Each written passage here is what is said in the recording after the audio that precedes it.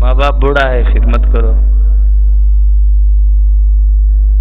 بیمار ہے دوا علاج کرو،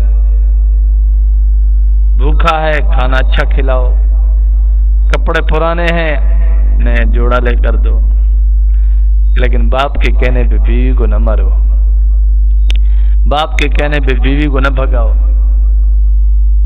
باپ کے کہنے پہ بیوی کو گھر سے نہ نکالو۔ حضرت تھانوی رحمۃ اللہ علیہ کے پاس ایک مرید آیا، اس نے کہا حضرت صاحب میری اماں اور میری بیوی ہر وقت لڑتے رہتے ہیں، کوئی وظیفہ بتاؤ۔ حضرت نے فرمایا کسی کے گھر میں گھر بناؤ گے لڑائی تو ہوگی۔ حضرت